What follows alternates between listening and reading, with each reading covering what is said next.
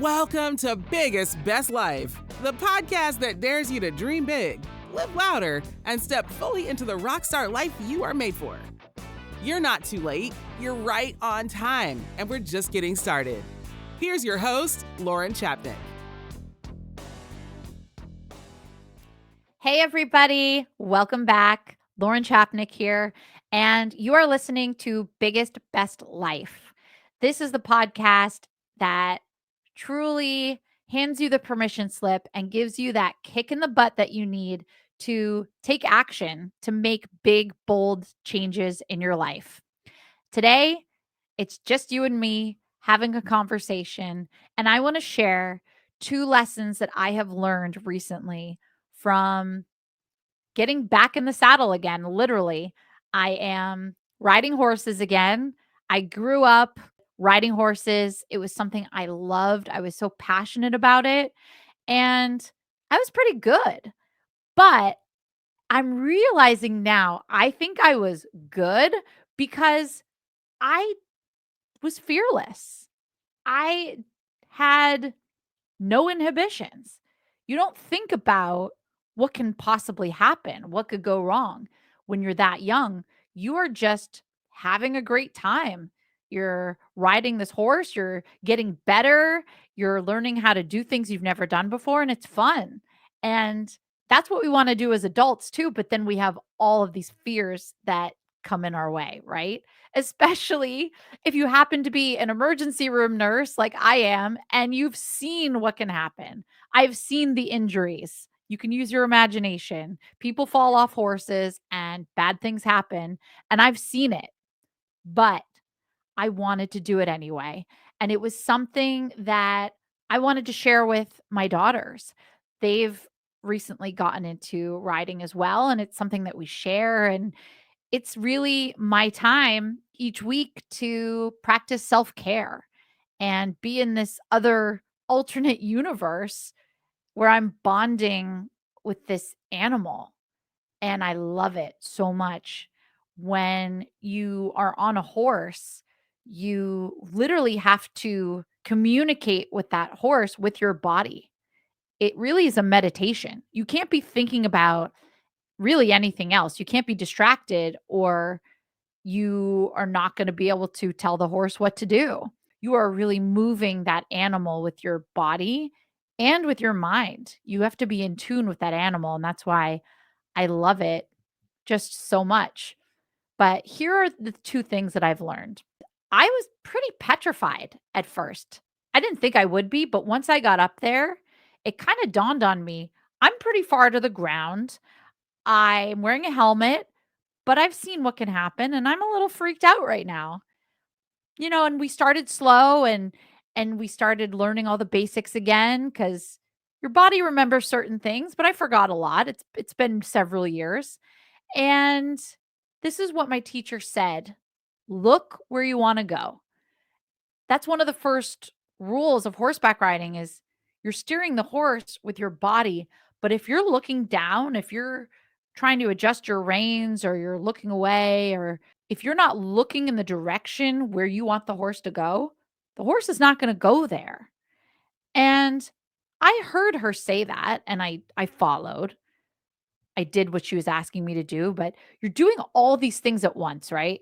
You're remembering how to hold your hands and how to sit and how to hold your body. There's so much going on at once. And those moments where it all clicks, it feels great. But that didn't happen for me for a while because it was like a beginner starting over again. And she kept saying, look where you want to go, look where you want to go. But it kind of just honestly, I heard it and it went over my head because I was just so focused on other things and I was tense. I was scared.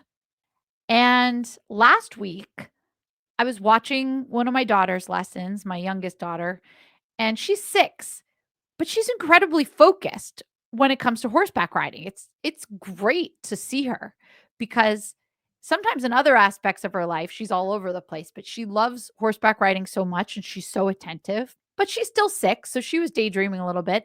And our instructor, Stosh, says to her, look where you want to go. And it just clicked. It just clicked for me. It was it was like an epiphany. It was like, "Of course. Look where you wanna go."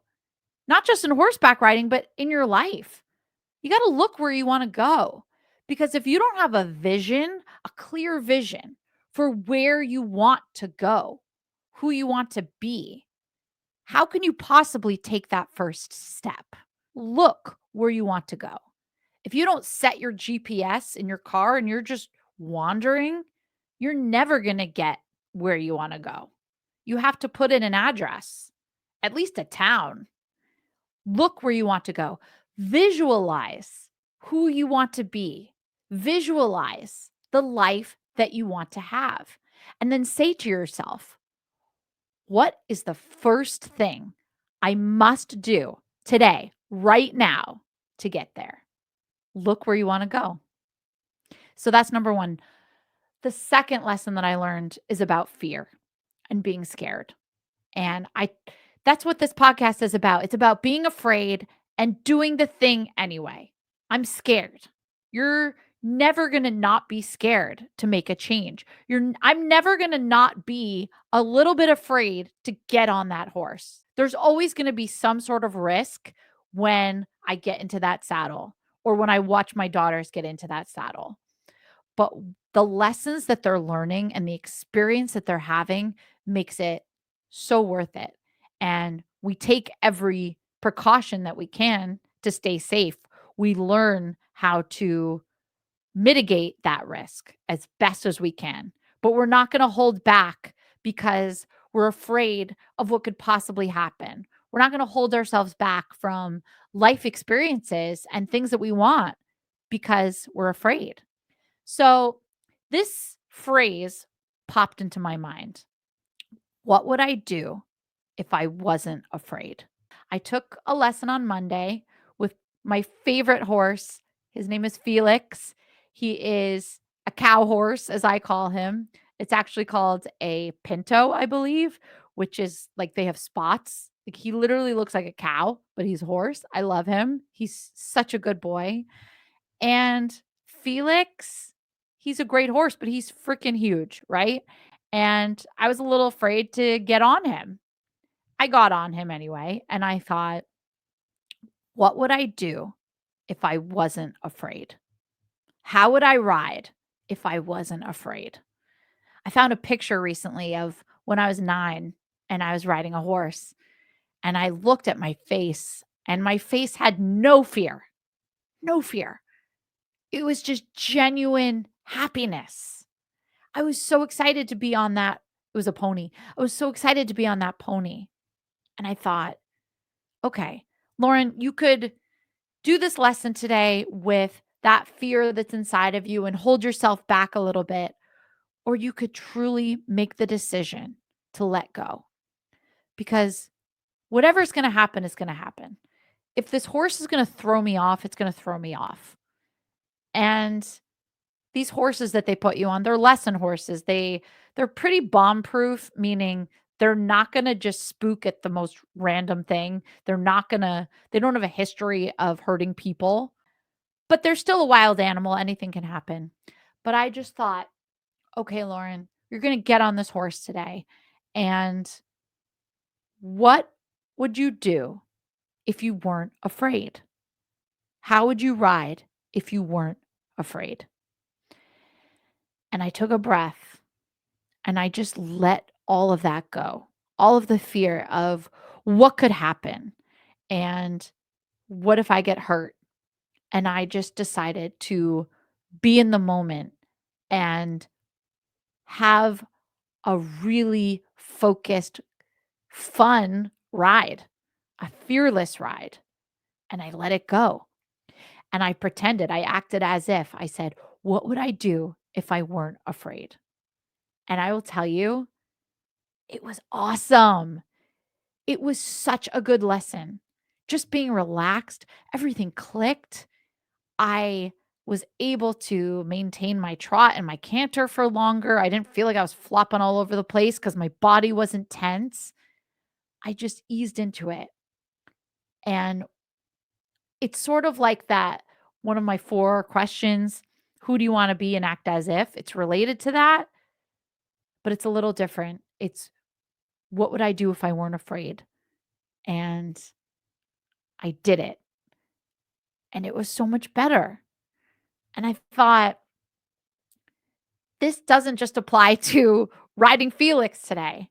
This applies to everything. It applies to this podcast and asking to speak to people who maybe in the back of my mind, I might think, why would they want to talk to me? You know what? What would I do if I weren't afraid? I would ask them anyway. What would you do if you weren't afraid? What is the thing that you've been holding back on? And what would you do if you weren't afraid? So that'll do it for today. The two lessons, the two takeaways that I have learned from getting back in the saddle are look where you want to go and what would you do if you weren't afraid? If you like what you're hearing, please give us a follow, a rating, a review. I'll see you the next time. Make it an awesome day. Bye-bye. Thanks for tuning in to Biggest Best Life. If today lit a fire in you, follow, review, and share it with someone who needs the spark. And remember to text Best Life, one word, to 833-681-6463 to get Lauren's weekly dose of motivation straight to your phone. Now go out there, live boldly, love wildly, and never settle for less than your biggest, best life.